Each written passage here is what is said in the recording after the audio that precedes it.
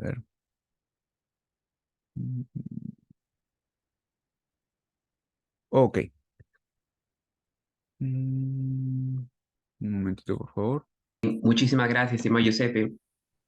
Muchas gracias por la presentación, muchas gracias por las indicaciones que son muy valiosas para el transcurrir del presente diplomado. Como bien indicó el profesor Giuseppe, ¿no? Mi nombre es Alexis Gilo Chilón. Soy abogado por la Universidad Nacional Mayor de San Marcos. Asimismo, también me desempeño como abogado y como docente universitario en la Universidad Privada del Norte, en el Instituto CICE. Y también tengo estudios de posgrado en la Universidad Carlos III de Madrid en Derecho Penal y Procesal Penal. Bien, darles la bienvenida a todos los participantes en un curso que cimienta, ¿no? Que son las bases del derecho penal en la sistematicidad. He visto el temario, es un temario muy enriquecido, ¿no? Se va a tocar bases fundamentales, un recorrido histórico, con aplicaciones, teoría del delito, eximiente, es decir, es un diplomado muy, muy completo y sé que va a ser una gran experiencia para todos, ¿no?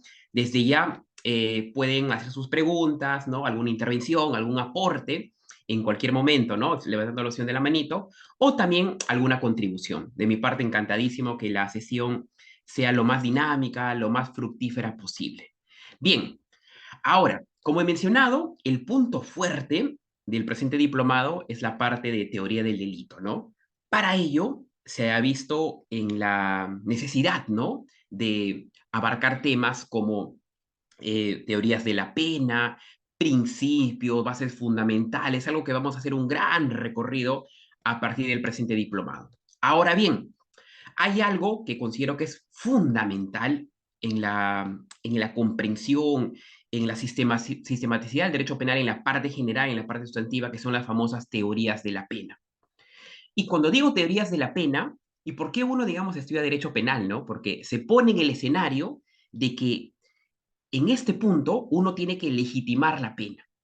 Es decir, en una sociedad occidental, en una sociedad democrática, hay tres caminos, ¿no? Como bien saben, las que legitiman la pena, las teorías abolicionistas y las teorías minimalistas, ¿no? Donde es el profesor es italiano, ¿no? El profesor Barata, el profesor Ferraioli, ¿no? En esa línea.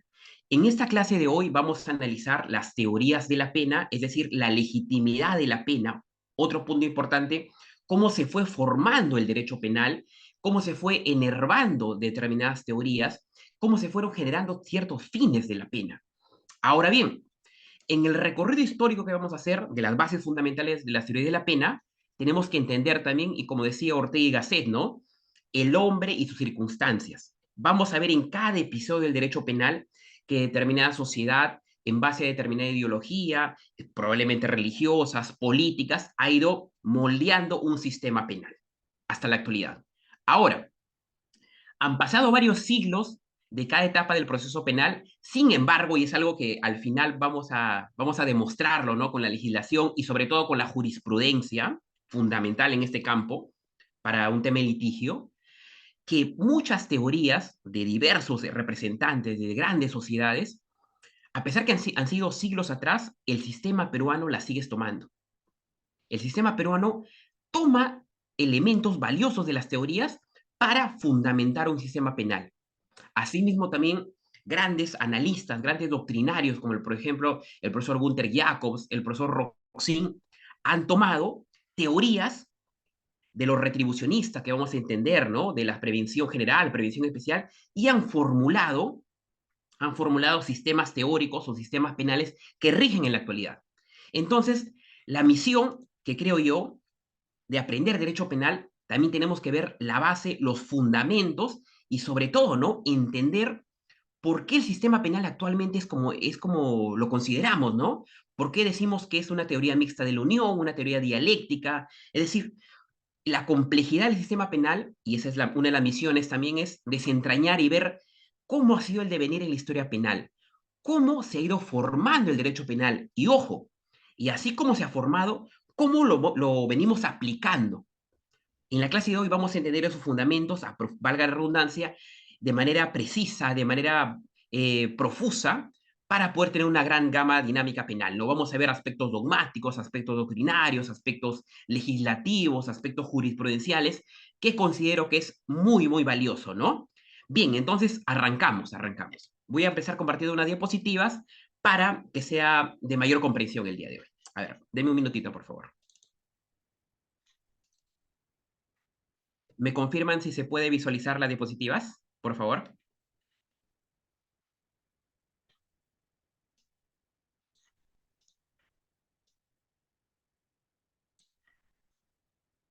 Genial, muchas gracias. Bien, todos pueden ver la diapositiva, ¿cierto?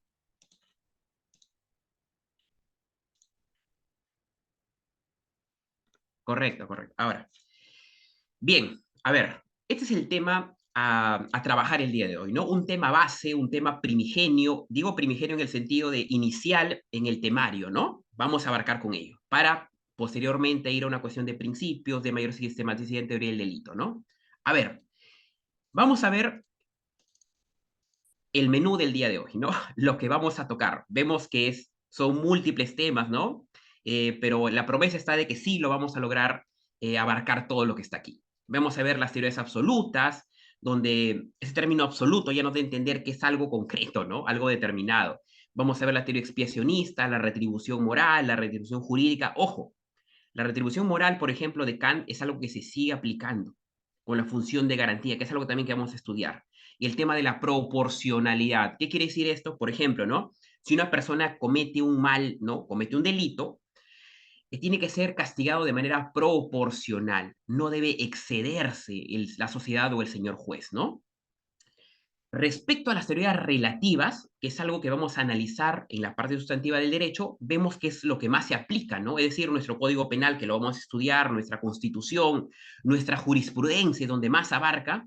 Sin embargo, no deja de lado las teorías absolutas. Desde ya me adelanto en ese punto.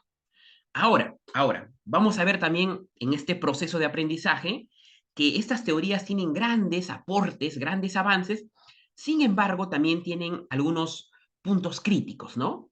Probablemente por una cuestión social, una cuestión, digamos, de determinado tiempo y espacio, de determinada concepción religiosa, etcétera, ¿no?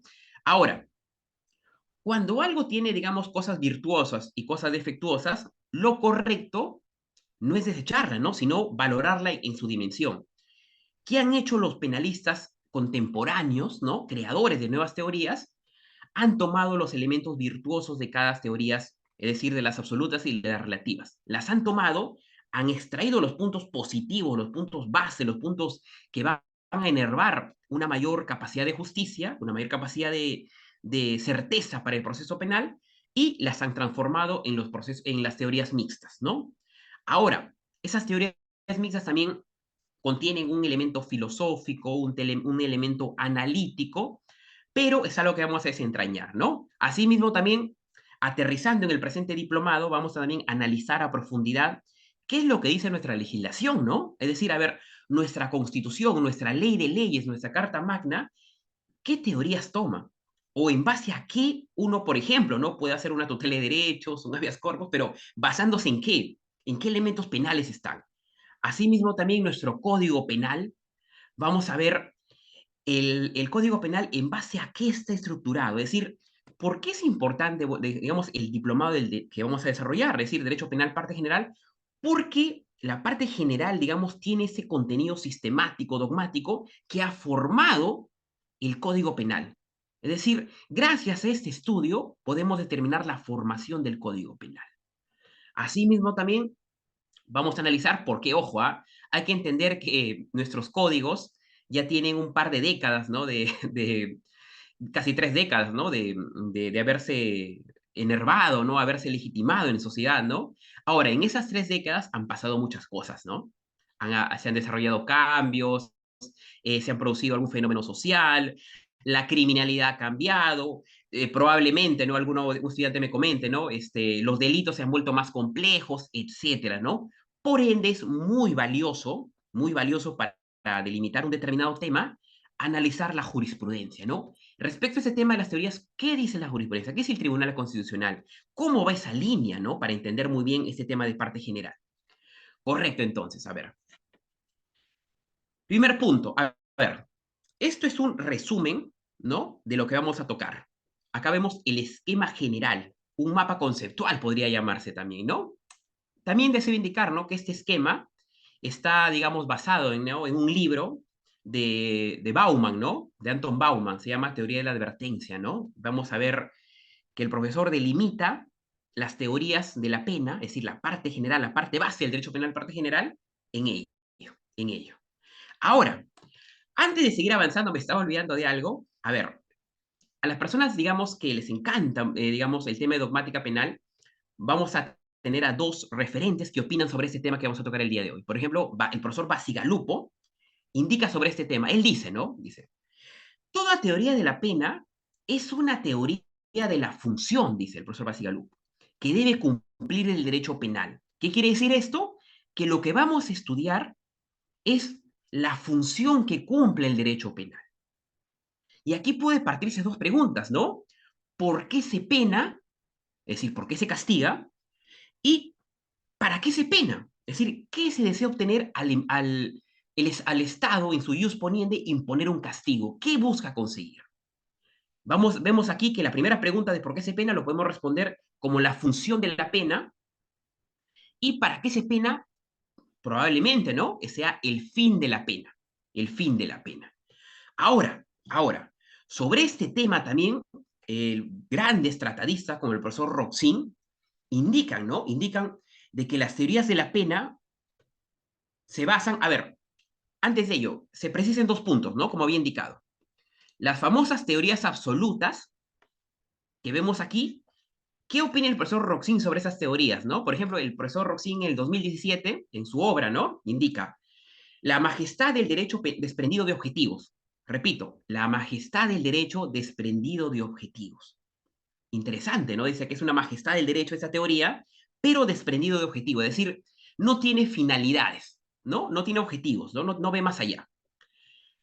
En el 76, el profesor Rossin, en su obra Derecho Penal, parte general, dice aquí, ¿no? Que el derecho penal se enfrenta al individuo de tres maneras: amenazando con, imponiendo con y ejecutando penas. Vamos a ver que el profesor Roxin indica ello, ¿no? Que para que la sociedad se enfrente a un determinado enemigo, se entiende al individuo que, digamos, delinquió o se portó mal, tiene esas tres maneras de contrarrestarlo, ¿no? Y como último punto, para iniciar ya con fuerza las teorías absolutas, el profesor Roxin indica también en el 94, las teorías absolutas, dice él, ¿no? Citándolo, ¿no? Por una u otra vía buscan la justicia, dice el profesor Roxin. Tanto es así que recientemente en su obra, ¿no? Diciendo, la teoría de delito en la discusión actual del 2017, el profesor Roxin a estas teorías absolutas que vemos arribita le llama teorías de la justicia. Y asevera claramente, dice él, ¿no? Que no encuentran sentido en ninguna cuestión de utilidad, ¿no? A ver, ¿y por qué el profesor Roxin dice ello de manera muy clara y muy acertada, ¿no? A ver, adelantándonos a ver a la teoría. Las teorías absolutas, para que nos quede muy en mente, los que buscan solamente es hacer justicia. Es decir, alguien se porta mal y se le castiga. Ahora, ustedes me dirán, ¿no? Pero, ¿estaría bien solo castigarlo y que no vaya más allá?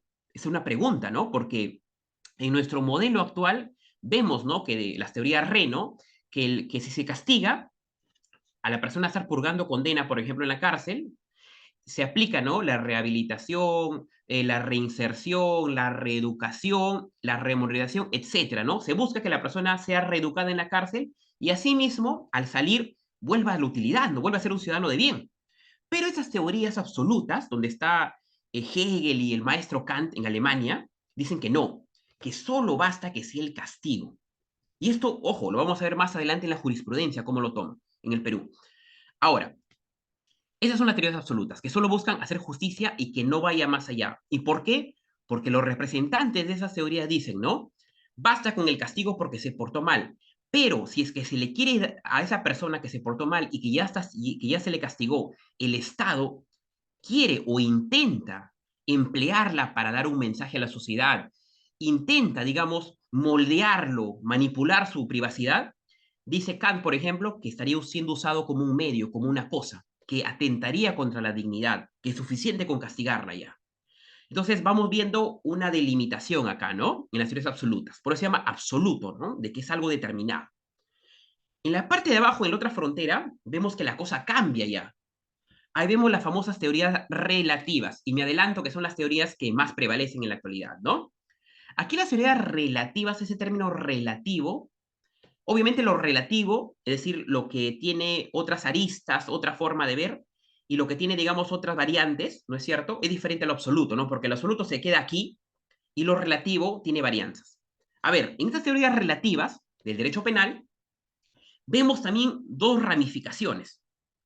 Arriba, la prevención general, y desde ya entendemos, ¿no? Como general, que abarca hacia un común denominador, hacia, digamos, la sociedad, hacia algo plural, ¿no? Hacia algo plural, lo general, ¿no? Hacia, digamos, la sociedad en general. Mientras abajito vemos la prevención especial, y ese término especial nos da a entender que solamente abarca a algo determinado.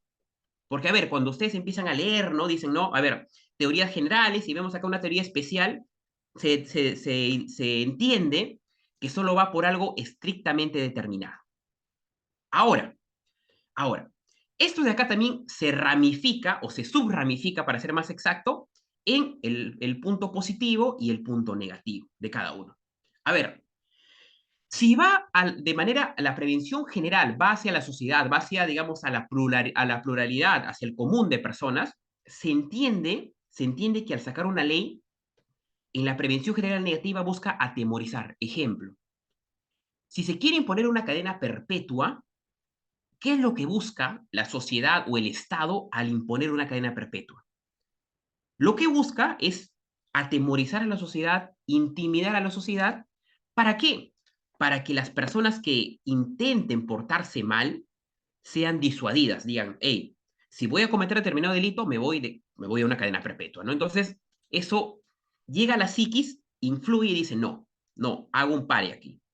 Ahora, vemos aquí, como ven en mi puntero, la prevención general positiva.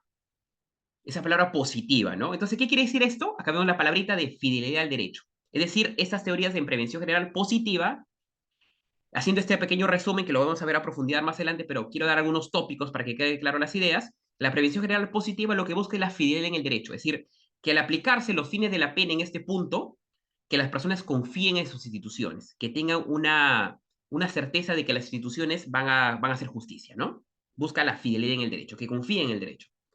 En la parte, y ahora, estamos hablando, digamos, de que como una ley, por ejemplo, ¿no? Impacta, ya sea de manera general y de manera individual, ¿no? Pero eso lo estamos viendo, a ver, en este punto. A ver, vamos a la prevención especial. ¿Qué sucede en la prevención especial, no? Acá se dice prevención especial negativa y vemos una palabrita aquí, ¿no? La famosa inocuización. Esta prevención especial negativa lo que busca es neutralizar al peligroso. Y ojo, estas teorías, es decir, la prevención especial negativa, en nuestro país al menos está proscrito, no se toma.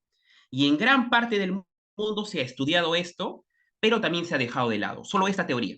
Por ejemplo, el profesor Roxin, en la teoría dialéctica de la unión, un aporte valiosísimo, valiosísimo, que es lo que se aplica en nuestro país, coge todas esas teorías que estamos hablando, pero excluye o deja fuera la prevención especial negativa. Y lo deja fuera porque lo que busca estas teorías van hacia la peligrosidad y no van hacia la conducta.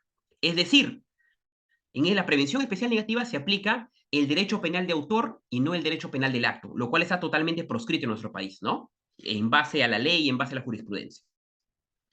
Ahora, la prevención especial positiva que vemos aquí va hacia lo particular, es decir, va hacia el reo, y lo que busca aquí es resocializarlo, ¿no? Curarlo, entre comillas, ¿no? Se le pone una condena, va a la cárcel, y el Estado está en la obligación de mover sus músculos, mover sus fuentes para resocializarlo, ¿no? Para que esa persona, digamos, vuelva a reinsertarse, vuelva a ser un ciudadano de bien. Estas son las famosas teorías RE, ¿no? Resocializar, rehabilitar, reinsertar, ¿no? Ahora, la teoría es magnífica, ¿no? Pero la crítica que se ha dado a esta última teoría es, digamos, que en la práctica ha fallado, ¿no? Por lo menos en nuestro país, ¿no? En las prisiones. Ahora, el debate vendría aquí, ¿no? ¿Por qué nuestro país falla tanto esa teoría de rehabilitación? ¿Y por qué en otros países, por ejemplo, los países nórdicos, sí funcionan, ¿no? Es decir, sí hay índices que demuestran, o estadísticas, que han logrado rehabilitar a los reos, ¿no? Y han sido ciudadanos de bien. Correcto, entonces vamos avanzando. Este es el esquema general de lo que vamos a tocar el día de hoy. Como vemos, A simple vista puede ser un esquema amplio, puede tener muchas características, pero vamos a desmenuzarlo y vamos a poner ejemplos para que se nos quede bien en claro en el campo penal, ¿no? Cómo esas teorías se han ido formando y cómo esas teorías se aplican en la realidad. Digamos, en nuestro sistema penal, el sistema penal peruano, estas teorías son base fundamental, a excepción de la prevención especial negativa. Ya me adelanto desde ahí, ¿no? También en Alemania, por cierto. Bien, entonces estamos delimitando las teorías absolutas de la pena en base a dos campos, ¿no? A dos elementos, a dos fronteras. Las teorías absolutas y las teorías relativas, ¿no? Las relativas, las absolutas y las relativas. A ver, pasamos a la siguiente gráfica. A ver, lo que habíamos adelantado de las teorías absolutas, ¿no? De manera directa, era que estas penas solo buscaban la justicia, solo buscaban castigar, solo buscaban imponer, digamos, un mecanismo para que esa persona pague por el daño que ha hecho. Por ende, si es que estas penas llegan cuando la persona ya se portó mal, es decir, miran hacia el pasado, dicen, hey, a ver, tal persona cometió un delito contra la vida y el cuerpo y la salud, por ejemplo, ¿no? Dice, a ver, acuchilló a su vecino. Entonces, esas teorías se aplican cuando ya pasó el daño. Es decir, la persona al tener un libre albedrío y al dañar a la persona, a su vecino, se aplica en ese momento. ¿No es cierto? Pero cuando, repito, cuando ya pasó el daño, cuando ya ocurrió la desgracia. Por eso que miran hacia el pasado estas teorías absolutas de la pena. Asimismo, también, acá vemos en el cuadrito que dice, ¿no? La pena se justifica por sí misma, dice. Entonces, ¿qué entendemos cuando se justifica por sí misma? Que basta, que es suficiente, que está enmarcado en el castigo puro y duro, que no ve más allá de estas teorías absolutas. Y repito la idea que decía Immanuel Kant, un representante de esas teorías, de las teorías retributivas, que están dentro de las teorías absolutas, decía, ¿no?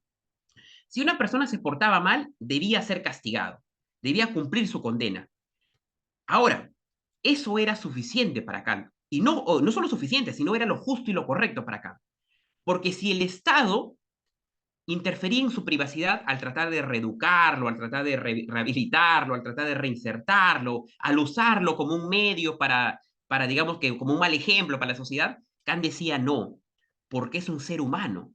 Al ser un ser humano, tiene libertad, tiene dignidad y tiene intimidad y privacidad en sus decisiones, y el Estado no puede meterse en su vida privada, no puede obligar a rehabilitarlo, no puede obligarlo a ser digamos, una especie de ejemplo o mal ejemplo social.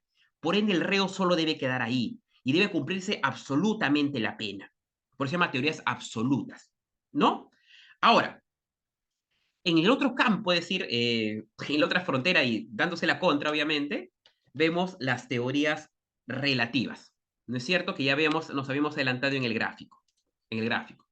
Bien, estas teorías relativas, como había indicado, lo que buscan es que la pena no solamente se quede como un castigo, sino miran una utilidad a esta pena. Ven qué beneficio social se puede obtener de ello, para ser más exacto.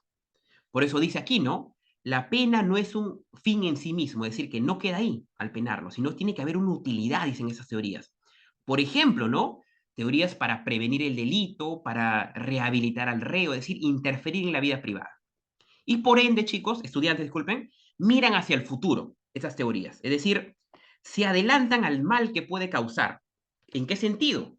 Si es que, por ejemplo, si, digamos, en un país está ocurriendo determinados delitos, ¿no? Un fenómeno criminológico, se impone una pena, ¿y para qué se impone una pena? Por ejemplo, la cadena perpetua que dijimos, o la pena, o penas más graves, para que esos delitos no se cometan, o digamos, disuadir a los malhechores. Eso son las teorías relativas, ¿no? Buscan una utilidad. ¿Qué le sacamos a las penas? Correcto. ¿Hasta ahí alguna pregunta, estimados estudiantes? Si hubiera alguna pregunta, de mi parte encantado.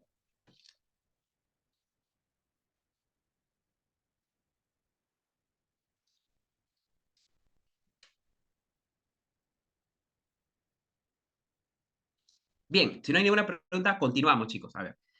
Bien, ahora sí vamos a sumergirnos en la dogmática penal, ¿no? Ya que tenemos un panorama de lo que son las teorías, ahora vamos a verlo a profundidad. Y cuando digo a profundidad, ver la parte conceptual, las características, la gráfica penal y sobre todo cómo se aplican. Lo que quiero lograr es eso, ¿no? Cómo se aplican y sobre todo, ¿no? Cómo esas teorías han ido moldeando nuestro sistema penal y sobre todo, y más importante, ¿no? ¿Por qué estas penas legitiman el castigo? Es decir, en el litigio actual, ¿no? Vamos a ver. Ahora, iniciamos con fuerza con las teorías absolutas, con las teorías absolutas. Bien, vemos muchas ideas aquí, muchas ideas, ¿no? Muchas de ellas que pueden enervar en nuestra mente algunos recuerdos, ¿no? Algunos conceptos, ¿no? Inclusive muchos de estos conceptos los hemos visto del colegio, ojo, ¿ah? Y probablemente en algún libro, en literatura, en clase de derecho, en las noticias, ¿no? Muchos de estos conceptos. A ver, vamos a delimitarlo uno por uno. A ver, algo que habíamos dicho ya en el primer bloque dice, la pena se justifica por sí mismo. Evidentemente, ¿no? Es lo que dicen los retribucionistas, ¿no? Que la pena tiene un carácter por sí mismo. Es algo que hemos abarcado ya. Ahora, segundo concepto nuevo que viene aquí. Retribución por el mal causado. A ver, cuando uno se pregunta qué es la justicia, un concepto clásico es el de Aristóteles, ¿no? Aristóteles le preguntaban, ¿qué era la justicia, no? Y Aristóteles contestaba, es dar a cada quien lo que se merece, decía Aristóteles. Ese es un concepto hasta ahora que se me ha quedado, ¿no? Decía, Aristóteles decía, es dar a cada quien lo que se merece, la justicia. Y ahora, ¿no? Si se da a cada quien lo que se merece, ¿cómo regulamos o cómo organizamos qué es lo que se merece?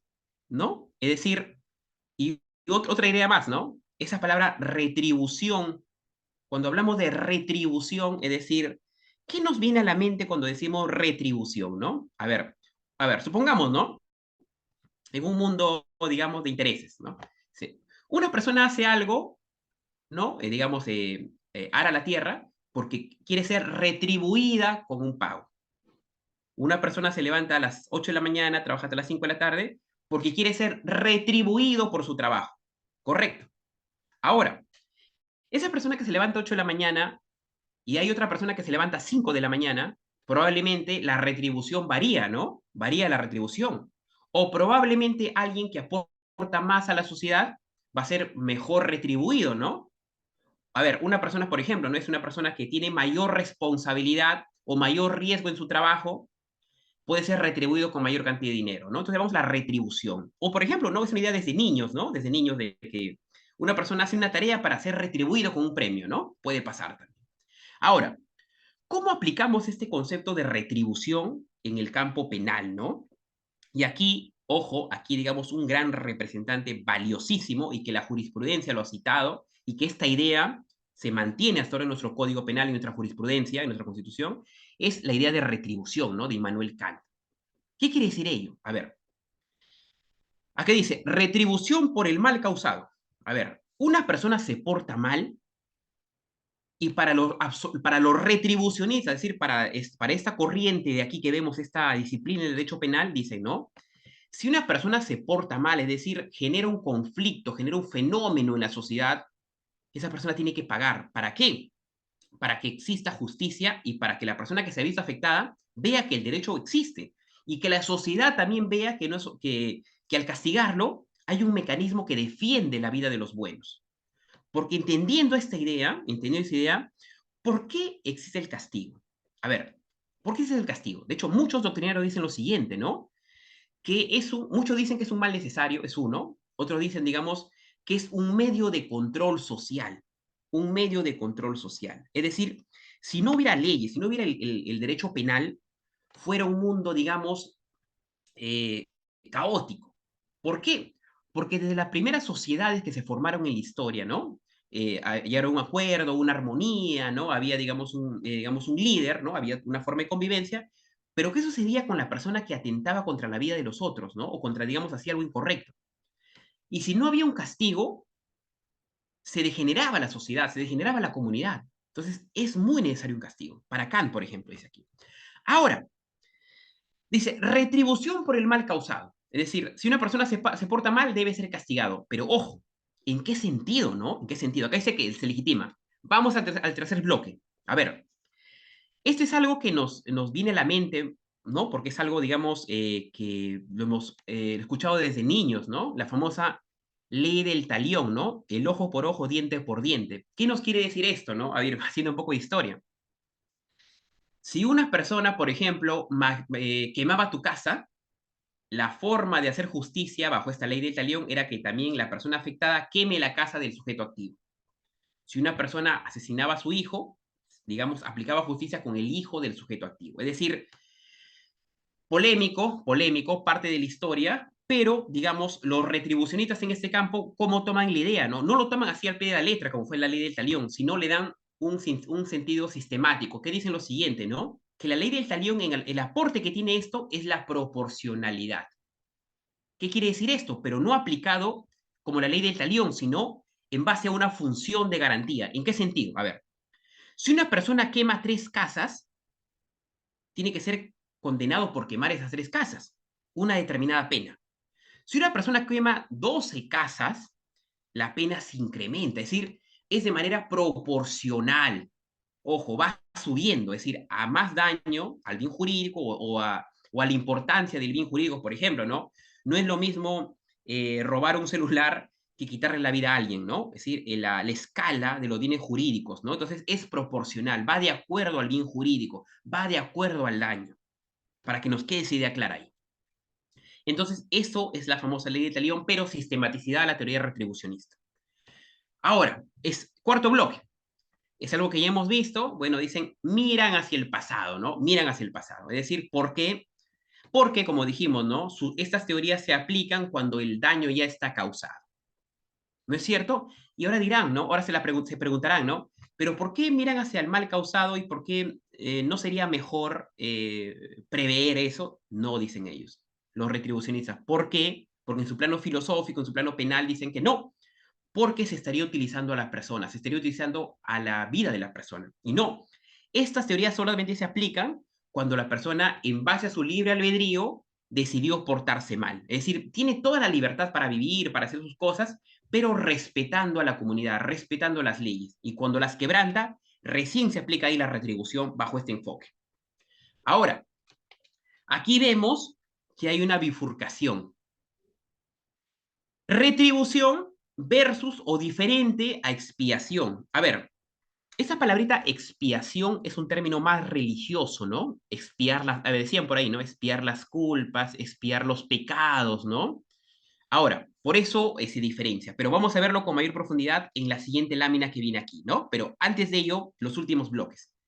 Ahora, esas teorías absolutas que solo buscan el castigo y no tener una utilidad, solo ver el pasado, se manifiestan en 3 vertientes fundamentales, ¿no? A ver, las 2 últimas creo yo más importantes, pero la primera se considera porque ha sido parte de la historia, ¿no? Parte de la historia. A ver, y ojo, y esto demuestra aquí que una cosa es teoría absoluta y otra cosa es teoría retribucionista, ¿no? A ver, el primer bloque se basa en la expiación. ¿Y por qué se toma en el campo penal o por qué se estudia esto? Porque esto estuvo, digamos, influenciado por un factor religioso muy fuerte, muy fuerte. ¿Y por qué? Recordemos también, ¿no? Las personas que les encanta la historia, y más si tiene que ver con la historia de derecho penal, que por un momento en la historia, a ver, hay una preguntita. A ver, hay una preguntita, chicos, un segundito, por favor, ¿ya? ¿Por qué se dice que la norma es para prevenir el delito? ¿Se puede prevenir el acto ilícito o no? Muy bien, estimado Ezequiel. A ver, muy bien. A ver, y respondiendo la pregunta, permítame, por favor, adelantarme algunas láminas. Por favor, les pido ese inmenso favor. A ver, adelantarme. Ujú. Para responder la pregunta de su compañero Ezequiel, que dice, ¿no? ¿Por qué se dice que la norma es para prevenir el delito? ¿Se puede prevenir el acto? Acá viene la gran pregunta, ¿no es cierto? A ver. Nuestro código penal, voy al código penal también, nuestro código penal está enfrascado, ¿no? Está enmarcado, está cristalizado para una finalidad preventiva, ojo, ¿ah? Así también así también, digamos, y ojo, este es el título preliminar, ¿no? Voy a responder la pregunta con aquello, ¿no? Es una muy buena pregunta. A ver, dice aquí. Artículo 1. Finalidad preventiva, dice aquí. Este código tiene por objeto la prevención de delitos y faltas como medio protector de la persona humana y la sociedad. Es decir, ¿por qué nuestra legislación, nuestro código penal se ha enmarcado en esa lucha por prevenir delitos? para proteger a la persona humana y a la sociedad en general, ¿no? Al colectivo. Otro punto importante, la pena, artículo noveno, la pena tiene función preventiva, protectora, resocializadora. Ahora, eso es lo que dice la ley. Y esta ley está basada en las teorías de la prevención, de la prevención. Ujú. Aquí tenemos, por ejemplo, ¿no? Adelantándome a la prevención general negativa de Feuerbach, a la prevención general positiva del maestro Gunther Jacobs. A ver, ¿qué dicen estas teorías, estimados estudiantes? Lo que se busca es que la pena tenga una utilidad, es decir, que no solamente sea el castigo por castigo, ¿no? Sino que ver una utilidad. Ahora bien, ¿cómo, cómo procuran, ojo, digo, cómo procuran estas teorías prevenir delitos? Es decir, la pregunta viene ahí, ¿no? ¿Qué traen estas teorías para evitar o tratar de evitar que un delito no suceda o disminuirlo o emplear diversos mecanismos para que no suceda el acto ilícito, ¿no? A ver, aquí hay dos caminos. Hay dos caminos, ojo, me voy ahí. A ver, y esto es algo que también toma el profesor Roxin. La prevención general negativa busca prevenir el ilícito, y esto es algo que nuestro sistema rige, ¿no? Busca prevenir el ilícito, pero mediante un mecanismo de meter terror, como se dice, ¿no? De meter miedo. Es decir, actúa sobre la sociedad, pero busca intimidar, amedrentar o disuadir mediante la coacción psicológica, es decir, atemorizando a la sociedad. Es decir, las políticas de mano dura. No cometas eso porque te va a pasar esto, dicen, ¿no? Cadena perpetua, una pena alta, una purga, una condena fuerte, etcétera, ¿no? Ahora, y respondiendo también la pregunta, ¿cuál es la crítica a estas teorías, ¿no? Y la pregunta por eso es muy valiosa. La crítica es que, a ver, si es que se impone un modelo de coacción psicológica que actúa sobre la sociedad para intimidar a la sociedad para que no haga cosas malas, y ojo, se está aplicando una política de mano dura, ¿no? Lo lógico en esto sería que los delitos con las penas más graves ya no se cometieran. Eso sería lo lógico, ¿no? Pero sucede totalmente lo contrario. Más bien ese tipo de teorías solamente hacen que los delitos leves nomás no se cometan, o las faltas, ¿no? Para ser más exacto. Esto, por ejemplo, ¿no? Es decir, la idea es buena, y entiendo la pregunta de que en la práctica tiene esas críticas, ¿no? Por eso el profesor Roxin a estas teorías le agrega algo más para darle solución. Pero vamos por partes. A ver, segundo punto, la prevención general positiva del maestro Gunther Jacobs, ¿no? A ver, esta teoría lo que busca es, obviamente, también actuar sobre la sociedad, pero a diferencia de la teoría anterior de Feuerbach, de la prevención general negativa, esta teoría lo que busca es que haya una confianza en la sociedad, es decir, no meterle un temor, sino que haya una confianza y que las personas confíen y crean o consideren que las instituciones dan orden social, ¿no? Es decir, estabilizar la vigencia con ello, ¿no? Crea confianza en las instituciones. Ahora, ¿cuál es la crítica a estas teorías también, no? Y partiendo por la pregunta, dice aquí, los delitos más frecuentes, como por ejemplo el de la propiedad, deberían tener una pena más alta bajo esta teoría para reafirmar la norma, ¿no? Pero ello al aplicarse contravendría a la jerarquía, ¿no? A la jerarquía del bien jurídico, ¿correcto? Entonces, esa es la crítica. Ahora, ahora, eso digamos es la respuesta, como pueden ver, tiene medios, tiene mecanismos, pero han surgido las críticas, ¿no? Y para ello, como tiene un punto positivo y tiene un punto, digamos, débil, ¿no? Que es la crítica, el profesor Roxin dio un gran aporte, ¿no? Como podemos ver aquí. Por ejemplo, la prevención general de Feuerbach que les hablaba que buscaba meter terror, era esto, ¿no? Bajo la tipificación, ¿no es cierto? Decir, hey, si haces algo malo, te va a pasar esto, esta condena. En el punto de vista de la imposición de la pena viene aquí la prevención general positiva, es decir, la de Jacobs, ¿no? Y la retribución kantiana, ¿no? Que busca, digamos, condenarlo, pero al condenarlo que sea de manera proporcional, ¿no? Y esto es lo que faltaba, chicos. Y yo creo que aquí está el punto débil del derecho penal, ¿no? Hasta ahora creo yo. En las teorías de la pena me refiero. En el momento ejecutivo de la pena. Es decir, la persona ya se portó mal, pero estas teorías de rehabilitar, reinsertar, resocializar no han dado, digamos, en nuestro país buenos resultados, ¿no? Bien. Continuamos, chicos, así, pero muchas gracias por la pregunta, muchas gracias por la pregunta. A ver, continuamos.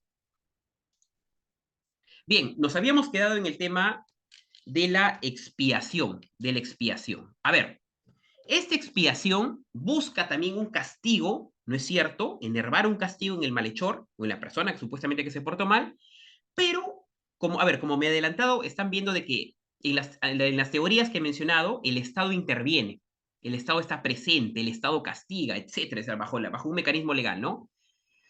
Pero aquí pasa algo curioso en la teoría de la expiación. ¿Qué sucede aquí? Este es un factor más religioso, más religioso. Es decir, y al ser un factor más religioso es un factor más íntimo, tiene que ver con un factor más divino, un factor más de purga íntima, etcétera, ¿no? Una purga espiritual. Por ende, dice aquí, actividad anímica personal. Es decir, esas teorías impactan en cómo se siente la persona a nivel espiritual. Es decir, a ver, supongamos que la persona se porta mal, bajo esas teorías se porta mal, y aquí el Estado no lo debe castigar, dicen estas teorías. Lo que le debe castigar es la cuestión divina, es Dios, dicen estas teorías, ¿no? ¿En qué sentido?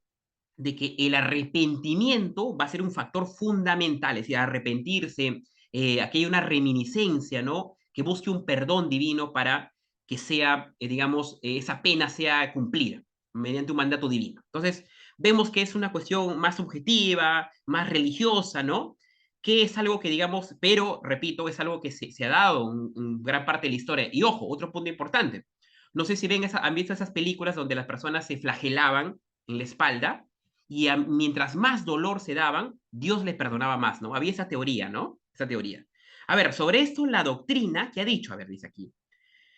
Ortiz dice, se concibe la realización de la justicia como un mandato de Dios. Eso es el profesor Ortiz, ¿no? Que la justicia se da no porque el Estado se dé mediante un proceso como el nuestro, como el actual, sino que Dios interviene aquí, se parecen esas teorías. Otro punto de doctrina dice lo siguiente. El cristianismo plantea la pena como respuesta a la culpabilidad moral. Interesante, ¿no?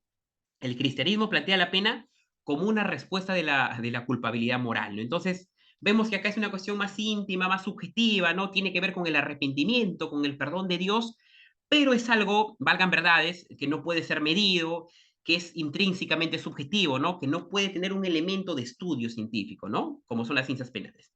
Por ende, estas teorías han quedado totalmente proscritas, ¿no? De la expiación. Ahora, eso no quiere decir que en el mundo esto no se dé, ¿ah? Vayamos, por ejemplo, al Medio Oriente, ¿no? ¿Qué pasa en los países donde la religión aún no se ha separado de la ley? A ver, en nuestro país tenemos un Estado laico donde el Estado tiene una forma de ver la vida y la Iglesia tiene una forma de ver la vida. Se separa, ¿no es cierto? Se separa. A ver, ahora, ¿pero qué sucede en los países teocráticos? Donde, digamos, la religión impacta mucho. Es decir, la religión se superpone al concepto penal, al concepto científico penal. Entonces, algo que sucede, ¿no? Por eso es muy fundamental tenerlo en cuenta. Bien, si hubiera alguna pregunta, encantado de mi parte, chicos, ¿ah? Vamos avanzando.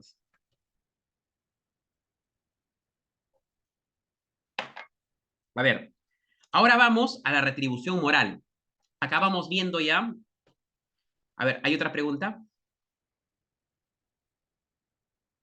Sí, sí, sí, sí. Es más, eso del colaborador eficaz, el código procesal penal lo abarca en los delitos, en los procesos especiales, disculpen, en los procesos especiales. ¿No es cierto? A ver, el colaborador eficaz se declara culpable, ¿no es cierto? Ahora, hay determinados filtros, ¿no? O sea, no cualquiera puede ser colaborador eficaz. Es decir, que la información sirva, ¿no? Para el Ministerio Público, para, digamos, reforzar, cristalizar la teoría de las investigaciones, ¿no es cierto? Pero sí, es muy válido, ¿no? Eso del colaborador eficaz. Muy buena intervención. Bien, avanzamos con la retribución moral, con la retribución moral. Y aquí vemos a un gran representante, ¿no? El maestro, ¿no? Immanuel Kant, ¿no? En Alemania. A ver, y aquí mucha atención porque, digamos, esta teoría, así sea de siglos atrás, sigue vigente. Un elemento, es decir, la proporcionalidad sigue muy vigente. Es más, la jurisprudencia toma un elemento vital de esta teoría. Es decir, los jueces, perdón, el Tribunal Constitucional ha tomado muchas veces estos elementos o conceptos kantianos, ¿no? Para, digamos, en un tema de controversia. A ver, vamos a ver aquí. Immanuel Kant, ¿no? ¿Por qué es importante la figura de Kant en el derecho penal, ¿no? En esas teorías. A ver, Kant dice lo siguiente. Kant dice lo siguiente, ¿no? Vemos acá, a ver, vemos el primer, vamos a ver algunos términos que vamos a tratar de desmenuzarlos, ¿no? Porque hay que entender también que esta parte influye en el derecho penal, pero ha tenido una gran elaboración filosófica, ¿no? Una gran elaboración, digamos, sistémica, para llegar, digamos, a aterrizar en el campo penal, ¿no? A ver, primer punto, primer punto. A ver, un segundito. Primer punto, a ver. Dice aquí, el individuo es un fin en sí mismo y la pena es un imperativo categórico, dice aquí. Repito, el individuo es un fin en sí mismo y la ley penal, ¿no? Acá vamos a ver, vamos viendo esta característica, ¿no? De las teorías retribucionistas, dice que es un imperativo categórico, categórico, así de manera determinada, dice aquí. Ahora, ¿por qué dice que es un imperativo categórico? Viene la pregunta, ¿no? A ver, cuando dice imperar, imperativo, dice que porque es el cumplimiento es en sí mismo, que se enerva por sí mismo, que por sí mismo tiene esa sistematicidad de cumplimiento, ¿correcto? Es decir, el castigo se justifica por sí mismo, ¿no? ¿Por qué? Porque estamos dentro de un plano ético, de un plano ético, ¿no? Es decir, la pena debe ser un imperativo categórico de la famosa ley, entre paréntesis, ¿no? La ley moral, entendiéndole ese punto. Es decir, que por sí mismo se enfrasque en ello, que no necesita nada más, ¿no? Porque está por encima, está levitando en una ley moral. Otro punto importante, a ver qué dice aquí Kant. La persona debe ser castigada por el mal uso de su libertad, correcto. Anteriormente, es decir, en las láminas ya indicadas en las láminas, hemos visto esta palabrita, ¿no? El libre, digamos, eh, el libre albedrío, ¿no? El libre albedrío se da. Otro punto más, retribución por el mal causado. Y cuando decimos mal causado, es decir, porque ha cometido un mal en el uso de su libertad, en el uso de su libre albedrío, porque él le ha nacido a hacer ese daño. Por eso dice Immanuel Kant que la persona se castiga por el mal causado, por el daño hecho. Es decir, una persona solo debe ser castigada cuando ha hecho un daño. Es decir, una persona, el Estado solo debe, digamos, intervenir penalmente cuando la persona ha hecho daño y no para prevenir ni esas cosas, ¿no? Para Kant eso está totalmente incorrecto. A ver, y adelantándome algo, chicos, por ejemplo, ¿no? Como su compañero Ezequiel daba algo fundamental, ¿no? Por ejemplo, el colaborador eficaz, ¿no? Que se le daban beneficios cuando, entre comillas, ¿no? apoyaba al Ministerio Público. Y ojo, también otros temas, por ejemplo, el proceso inmediato, ¿no? Colaboración eficaz, o por ejemplo, redenciones de pena, o reducción de la pena. Por ejemplo, esos escenarios donde la pena se disminuye, es decir, ha hecho este daño, ¿no es cierto? El malhechor, ha hecho este daño. Pero como colabora con la justicia o se porta bien, se reduce el castigo, Kant estuviera totalmente opuesto a ello. ¿Por qué dice Kant? Porque una persona tiene que ser castigada netamente por el mal causado. No puede haber virtualizaciones, no puede haber conjeturas, no puede haber medias verdades ahí. Tiene que ser castigado en sí. Es decir, por eso Kant se opondría. Si Kant estuviera vivo, se hubiera puesto a ello netamente. Bien, a ver, y acá viene la contribución vital de Kant que hasta ahora permanece en nuestra legislación. ¿Qué dice? Debe ser proporcional por el mal causado, dice aquí. Proporcional, proporcional. Vamos a ver esa palabra proporcional, ¿no? Entendiendo algo. Cuando se quiere apoyar, sí, adelante, Ezequiel, adelante, adelante. Sí, adelante, Ezequiel, por favor. Sí, sí, doctor. ¿Me escucha? Sí, perfecto, adelante. Bueno, en primer lugar, doctor, gracias por su exposición muy enriquecedora en materia penal. Es muy enriquecedora. Gracias, doctor. Mi pregunta es, o sea, ¿por qué Kant se enfoca en esta parte, no? Y un poquito como que estaba leyendo y un poquito que en la proporción de las penas. Sabemos que cuando hay un agente que comete un ilícito penal, por ejemplo, un robo de un celular, no solamente está sustrayendo el bien, sino también ahí se ve pues, que arrastra a una persona, inclusive hasta la mata, o sea, pareciera que hubiera un concurso de ilícitos, ¿no? De acciones ilícitas. En este caso, eh, eh, ¿cómo se activa ahí la proporción, la proporcionalidad? ¿Se suma la proporcionalidad o en qué se enfocaría en este problema subjetivo, ¿no? Dentro del Código Penal. Esa es mi pregunta. Gracias. Muy buena pregunta, Ezequiel. Te agradezco bastante por la contribución. Muchas gracias. Bien, a ver, una persona cuando roba un celular, ¿no? A ver, para solamente, ya sé que es una parte digamos, parte general, pero vamos a responder, es un tema de parte especial, pero es muy valiosa porque aporta a la clase del día de hoy, ¿no? Así que muy bien la pregunta. A ver, la pregunta planteada por su compañero Ezequiel, se enmarca en los delitos, ¿no? En un tema delictivo, en la parte especial del derecho, ¿no? Esta es parte general, donde estamos viendo los fundamentos, y la pregunta es de parte especial. Ahora, y adelantándome, ¿no? A un tema, la parte especial lo que busca es delimitar un determinado delito. El famoso tipo, ¿cierto? El tipo, ¿no es cierto? Para ello ese tipo tiene que estar basado en principios. Por ejemplo, principio de tipicidad, principio, digamos, de legalidad. Ahora, al hablar de tipo, el tipo es el que enmarca y configura el delito. Ahora, respondo a la pregunta. No es lo mismo arranchar un celular, que es robar, correcto, a emplear un arma de fuego. Otro ejemplo, no es lo mismo arranchar un celular a que en ese acto se amenace, ¿no? Con un arma blanca. Y ahora, algo que me estaba olvidando, quitar el bien a alguien, correcto, también se enmarca en dos planos, ¿no? Y para explicar en parte especial, el tema del hurto y el tema del robo, ¿correcto?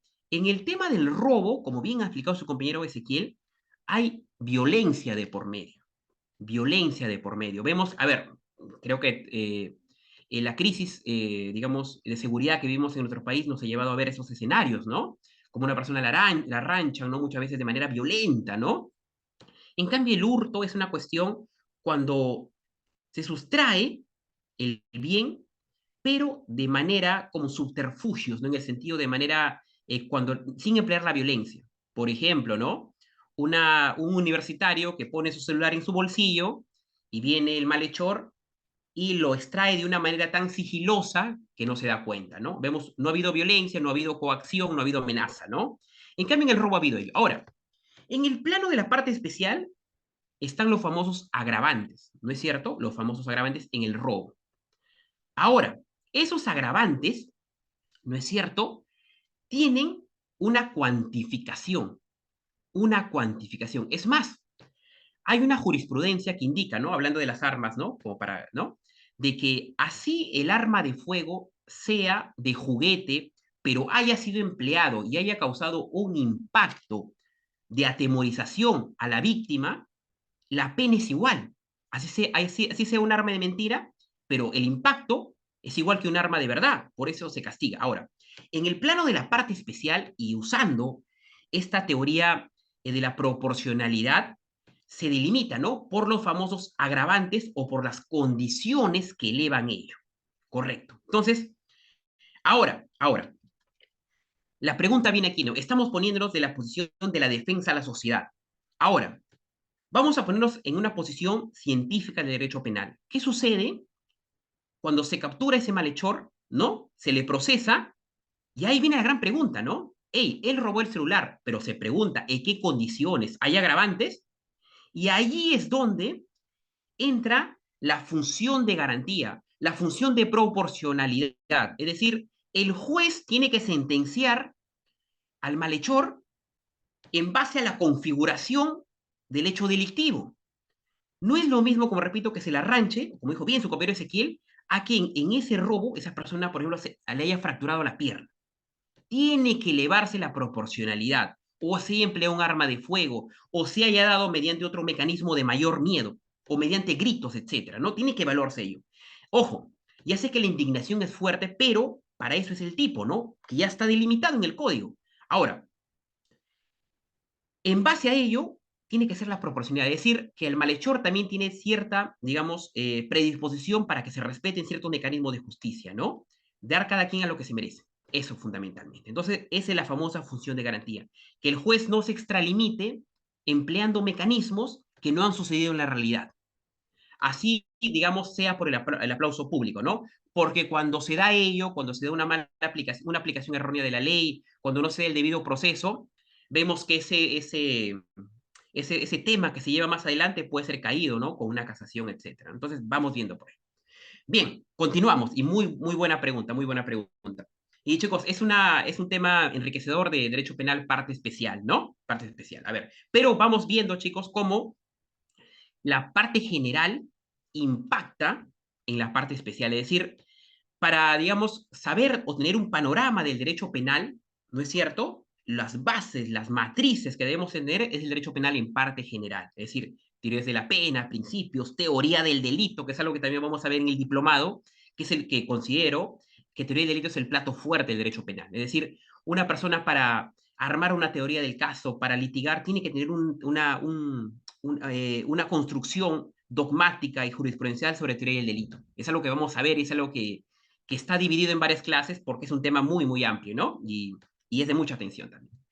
Correcto. A ver, entonces, repitiendo el tema, ¿no? Debe ser proporcional al mal causado con la función de garantía. Vemos, ¿no? Como, si se, tomando el ejemplo de su compañero Ezequiel, ¿no? Como si hubo agravantes, no hubo agravantes, si hubo un hurto, no hubo un hurto, etcétera, ¿no? Es por eso, y me adelanto también a los elementos subjetivos del tipo, que los delitos culposos no son lo mismo que los delitos dolosos, ¿no? Repito, los delitos culposos no son lo mismo que los delitos culposos, ¿no? Que es algo que también vamos a tocar.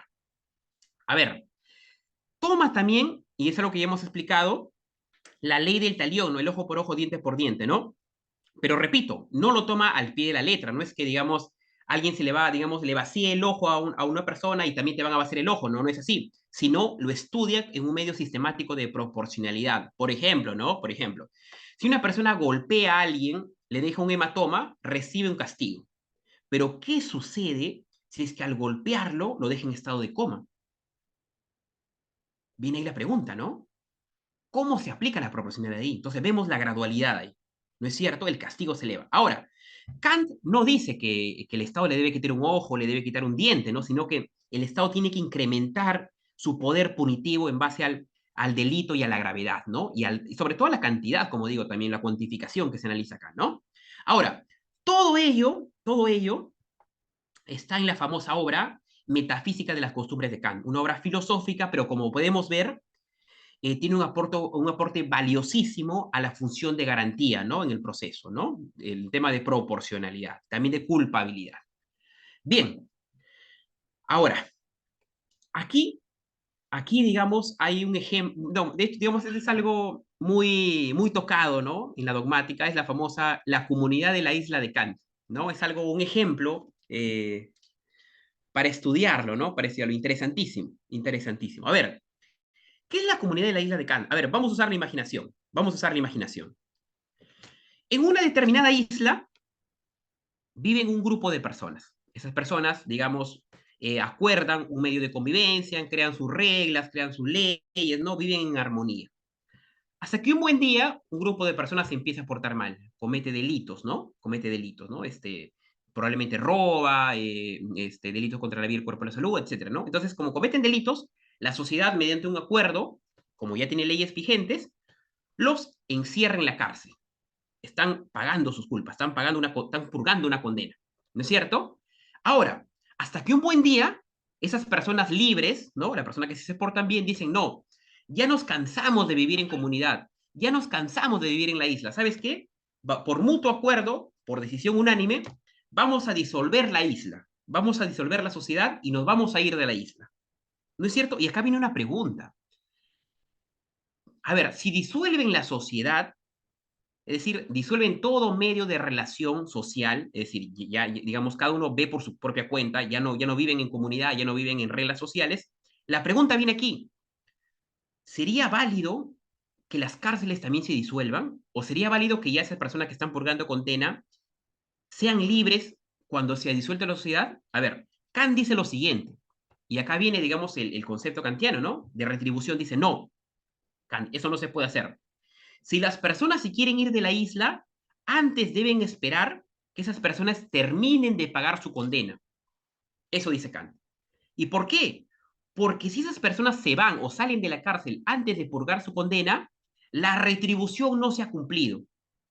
No se ha dado a cabalidad el castigo y por ende no se estaría gestando la justicia. Las víctimas de esos malhechores quedarían sin justicia, dice Kant. Y las personas que se quieren ir de la isla serían cómplices de ellos.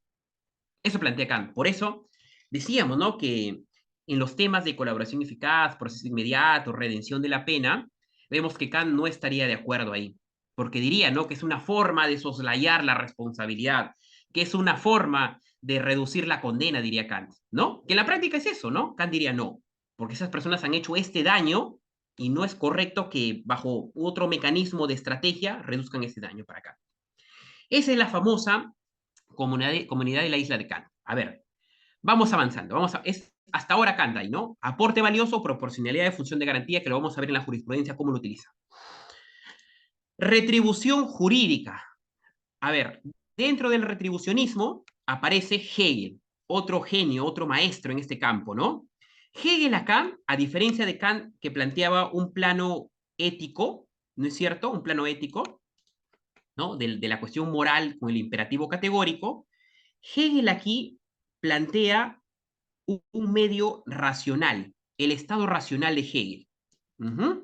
A ver, ¿qué ideas importantes podemos tomar de Hegel acá? A ver, algo valioso, dice acá. Desde este enfoque, es decir, de Hegel, el delito es la rebelión particular o individual, ¿se entiende, no? Contra la voluntad. ¿Qué quiere decir esto? Que la voluntad, como vemos aquí un versus, ¿no? Un contra. El delito por rebelión individual y la cuestión de voluntad general, ¿no? Dice aquí. Mediante la voluntad, las personas de mutuo acuerdo, bajo su manifestación propia, deciden convivir y armar una regla, una ley de vida. Dicen aquí, ¿no? De qué se debe hacer o qué no se debe hacer. Es la ley, dice ahí, lo que no se debe hacer, ¿no? Ahora, viven en armonía, según Hegel. Pero un buen día, alguien decide rebelarse a ese acuerdo que plantearon la mayoría en voluntad, ¿no es cierto? Y se da ahí la rebelión de manera particular, porque el individuo, y es por eso que ahora, por eso vemos, ¿no? Que el derecho penal se juzga de manera individual. Vemos ahí, ¿no? Que una persona paga sus culpas de manera individual en la actualidad. Esa idea viene. Ahora, entonces vemos aquí la voluntad general, es decir, el acuerdo en sociedad, versus la voluntad especial, es decir, la voluntad de la persona que ha decidido portarse mal. ¿No es cierto? Ha decidido quebrantar el orden. Entonces, si quebrante el orden, va en contra del mandato absoluto, ¿no? Dice mandato absoluto porque es la voluntad emanada de la sociedad. Aquí Hegel, para aplicar esta teoría, aplica su teoría dialéctica, que es algo que toma Gunther Jacobs y le agrega el funcionalismo sociológico para crear la prevención general positiva. Entonces, mucha atención porque es algo que Jacobs toma también. A ver, vemos aquí. La cuestión dialéctica. A ver, primero vamos a verlo en un tema abstracto y de ahí lo vemos en un ejemplo, ¿ya? Para que quede más clara esta idea. Y ahora, vamos al plano abstracto. A ver, ¿cómo lo planteó Hegel en el plano abstracto? Lo planteé en 3 momentos, George Hegel.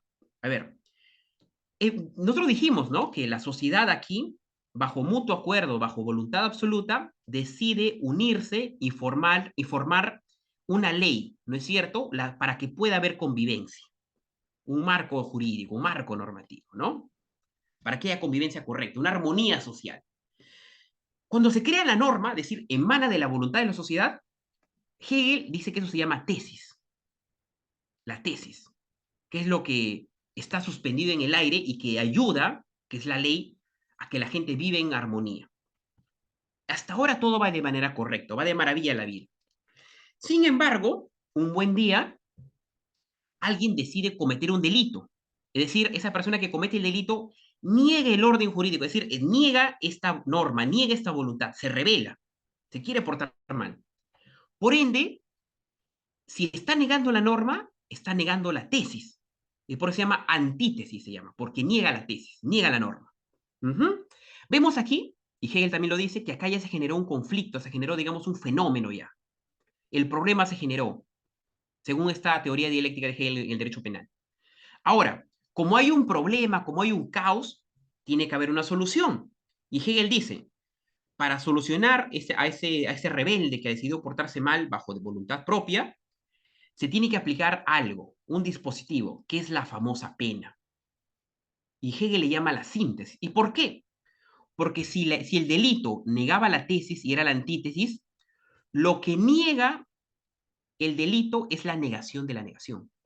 Interesante esa posición, ¿no? Repito, la antítesis niega la tesis y lo que niega la antítesis es la síntesis. Por ende, y ojo, y esta síntesis que es la pena, castiga el delito. Es decir, esta síntesis niega el delito, se contrapone, dice que está mal eso. Por eso que la pena es la negación de la negación a nivel filosófico dialéctico. Ahora, vamos a llevarle un ejemplo para que se nos quede más claro, ¿ya? Vamos a ver un ejemplo de la vida real.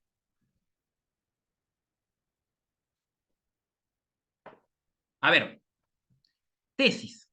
Dijimos que en este bloque, en este escenario, Hegel decía que la norma se da por el acuerdo de voluntad social. ¿No es cierto? Un mandato absoluto. Ahora, un ejemplo, ¿cuál puede ser? Nuestro Código Penal. Es decir, ¿por qué hay el Código Penal? Porque la sociedad así lo ha querido. Porque ha sido, digamos, aceptado. Porque ha sido, digamos, los legisladores así lo han dado en un sistema democrático. Entonces, está rigiendo la ley, el código. ¿No? Ese código, por ejemplo, dice que está mal matar a alguien, ¿no? Y creo que es lo más básico, ¿no? Entonces, hasta aquí, eso entendemos todos. Hasta que un buen día alguien decide portarse mal, cometer un delito. Es decir, al cometer este delito está negando la norma y al negar la norma, por ende, también niega la tesis. ¿Correcto? Entonces, si niega la tesis, está yendo contra la tesis, se llama antítesis y es el delito. Vemos acá en la imagen una persona con un arma blanca que obviamente, ¿no? Va a atentar contra una persona, ¿no? Y el desenlace ya se prevé cuál va a ser. La asesina. Ahora, se genera el delito, genera el problema, surge el caos, ¿no? Para ello, para este malhechor, para que sea, digamos, castigado, ¿no? Para que este caos sea, digamos, extinto, ¿qué es lo que propone Hegel? Negar, así como este delito negó la ley, que haya un mecanismo que niegue el delito, que vaya en contra del delito, que es la síntesis. Y la síntesis acá es la pena, que es la negación de la negación. Por eso vemos aquí a una persona purgando condena, ¿no? Porque ha sido el castigo, ha sido, digamos, este castigo es en contraposición al delito, correcto. ¿No es cierto? Esa es la famosa teoría dialéctica de Hegel, ¿no? Los tres momentos de Hegel, ¿no? Resumidos. Bien, si hubiera alguna pregunta de mi parte, encantado, si no, continúo. Ahora, acá estamos viendo las teorías retribucionistas, ¿no? Y como habíamos adelantado, y como vemos, ¿no? Estas teorías, y como se pueden dar cuenta hasta ahora, solo estamos viendo el castigo, pero no vemos nada más allá. No vemos una utilidad, no vemos una prevención, no vemos, digamos, una reeducación, solo vemos que se castiga. El estudio hasta ahora ha sido el castigo del derecho. Sin embargo, más adelante aparecieron estas teorías relativas, y que me adelanto, ¿no? Que son las teorías más predominantes en la actualidad. Aquí, esas teorías relativas tienen tres características. Uno, que son utilitarias, tiene que tener una utilidad, a diferencia de las absolutas que solo son por sí mismas. Son preventivas. ¿Por qué? Porque al aplicarse una cadena perpetua se busca impedir que alguien cometa algo malo, ¿no? O al elevar las penas. También se dice que estas teorías, y ojo, miran hacia el futuro. ¿Y por qué miran hacia el futuro? Porque tratan de impedir un delito mediante mecanismos, ya sea por miedo o por concientización, ¿no? Etcétera. Miran hacia el futuro. A diferencia de las absolutas, ¿no? A ver, aquí también esto se ramifica en dos bloques. La prevención general, como vemos en la imagen, impacta sobre la sociedad. ¿No es cierto? Vemos acá un grupo de personas que está siendo impactado por la prevención general. Vemos que es muy clarito que está siendo impactado. ¿Correcto? Ahora, aquí también se dan dos escenas. la prevención general positiva y la negativa, que lo vamos a ver con mayor definición en los ejemplos, ¿ya? A ver, en el otro punto está la prevención específica. ¿Qué quiere decir esto? Y como vemos en la imagen, solo impacta a una sola persona, es decir, al reo. Solo impacta al reo. Mientras lo anterior impactaba a lo social, acá impacta al reo. Aquí también hay la prevención especial positiva y negativa, que lo vamos a ver a profundidad ahora. Entonces, partimos por el primer bloque, por la prevención general negativa. Por la prevención general negativa. Y ojo, esta teoría se sigue aplicando. Es decir, Roxin coge esta teoría, por ejemplo, en su famosa teoría dialéctica de la unión. Vamos a estudiarla, a ver, ¿qué nos dice la prevención general negativa? A ver, un segundito para ampliar el flyer. Ya. A ver, aquí encontramos al representante que es Feuerbach, ¿no? Él es un representante de estas teorías, ¿no? A ver, ¿qué nos dicen esas teorías? A ver, primero, se basa en la teoría de la coacción psicológica. ¿Qué quiere decir esto? Que influye en la psiquis de las personas. Cuando digo personas, valga la redundancia, general, social, ¿cierto? Social. Ahora bien, si busca impactar, ¿de qué manera lo busca impactar? Aquí dice bien claro esa teoría, ¿no? Lo que se busca en este punto es, al imponer al graficar las imposiciones de penas, lo que se busca es que la sociedad se le logre disuadir, es decir, que en términos simples, que se le desanime a hacer algo malo, que no quiera hacer algo malo. También busca intimidar, amedrentar a los miembros, obviamente, de la sociedad, ¿no? ¿Con qué objetivo? Para que no delincan, ¿no? Aquí una palabrita se usa acá, la famosa criminología mediática, ¿no? Es decir, ese término de atemorizar impacta en lo social mediante políticas de mano dura, ¿correcto? Porque se está entendiendo que busca intimidar. Ahora, acá el profesor Bustos, en España, dice algo muy interesante. Vamos a ver, dice acá. La prevención general negativa o intimidatoria parte de una idea bastante próxima a la de la retribución. Interesante lo que habíamos estudiado, ¿no? La consideración de una racionalidad absolutamente libre del hombre, que en este caso se expresaría en que, frente a la amenaza penal, sopesaría los costos y beneficios del delito, ¿no? Obviamente, ¿por qué sopesa los costos y beneficios del delito? Porque lo que le puede pasar, ¿no? Por ejemplo, si un delito no es de cadena perpetua y otro de cadena perpetua, entonces uno analiza, ¿no? Analiza en ese punto. Bien, a estas teorías lo que se le critica, si es que, digamos, generan tanto terror, si es que buscan llegar a la psiquis de la sociedad y por ende, si llegan a la psiquis de la sociedad mediante la criminología mediática, lo que se busca es sembrar o generar un espacio donde las personas decidan no hacer algo malo.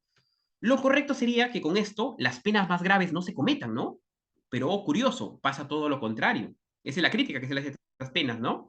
De que estos mayormente influyen, como es la criminología mediática, sobre faltas, ¿no? Curiosamente, curiosamente. Entonces, vemos su punto positivo y su punto débil, ¿no? A ver, primera teoría, prevención general negativa, la negativa. Ahora, como hay negativa, vamos a ver la positiva, ¿no? Prevención general positiva. Y acá vemos a un gran representante, ¿no? de la dogmática alemana, ¿no? El profesor Jacobs, ¿no?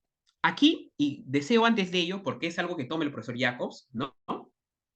Habíamos dicho que Hegel, ¿no es cierto?, decía que se debe castigar mediante el mecanismo retributivo del Estado racional, ¿correcto? Ahora, ¿qué es lo que dice Jacobs aquí? Que sí, si bien se castiga, digamos, la pena, el castigo es un mal impuesto por el delito, es decir, ¿no? Por lo que ha hecho daño, pero, dice Jacobs, tiene que tener efectos positivos esa pena. Mientras Hegel solo decía que debía aplicarse el retribucionismo, Jacob dice que ya está bien, se aplica el retribucionismo, pero eso tiene que tener efectos positivos. ¿Y cuáles son los efectos positivos aquí? Que al castigar se reafirma la vigencia de la norma y los valores que transmite. Es decir, estabiliza su vigencia y con ello el orden social, ¿no? Vemos una función educativa de concientización, ¿no es cierto? A ver, también se da acá la famosa función comunicativa, es decir, crea confianza en las instituciones. Ejemplo. Vamos a un ejemplo un poquito laxo, ¿no? Vamos a ver, un ejemplo amplio, ¿no? Si unas personas roban un banco y al robar ese banco disparan y le quitan la vida a personas inocentes y el juez le da cadena perpetua, al generar ello, la sociedad asume que se ha hecho justicia. Por ende, que el Estado ha cumplido con su rol de hacer justicia. Por ende, vuelve la confianza en las instituciones. Otro ejemplo, un delito de violación de menores. Se captura al violador y se le impone una cadena perpetua, una pena máxima. Las personas ven que el Estado en sí, las instituciones en sí, juegan un rol fundamental para hacer justicia, para castigar a ese malhechor. Se vuelve la vigencia de la norma, ¿no? En este punto. Es decir, se castiga, pero Jacob, repito, dice, ¿no?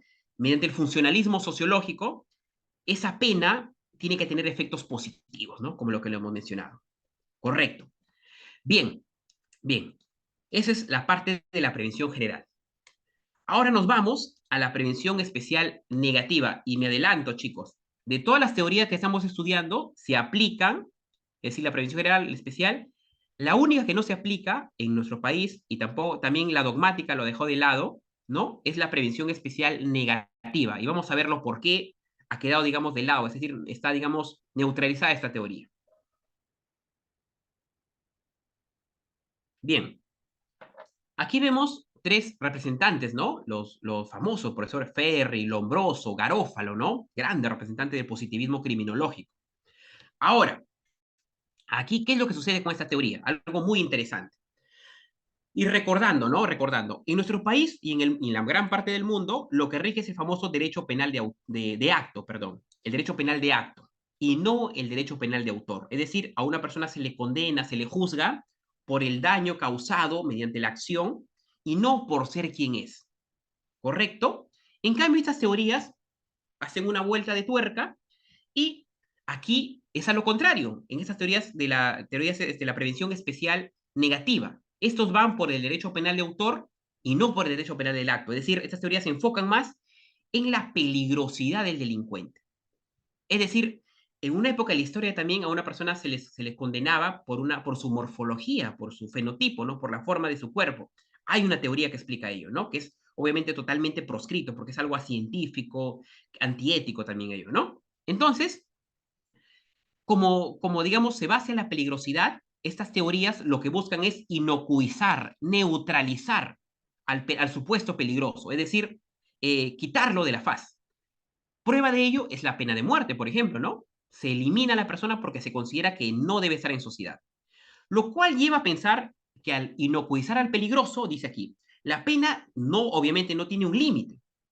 No tiene un límite la pena acá. Es decir, esa función de garantía, esa proporcionalidad, no. Acá, como el sujeto es peligroso, bajo esta teoría, no tiene límites para castigarlo. Es decir, en la gravedad del delito, ¿no? Sino que depende de la peligrosidad del autor. Ahora, aquí, como vemos acá algunos conceptos base, dice positivismo criminológico, depende de la peligrosidad del autor, busca evitar, obviamente, ¿no? Busca evitar la reincidencia, pero ¿a qué costo, no? Asimismo, también, esto de acá, y repito, ¿no? La crítica es que va hacia la peligrosidad del derecho penal de autor y no el derecho penal del acto, ¿no? Lo cual es proscrito y ha quedado demostrado que no debe ser así, ¿no? Bien, entonces, esta es la famosa prevención especial negativa. Ahora, vamos a la prevención especial positiva. A ver, un segundito.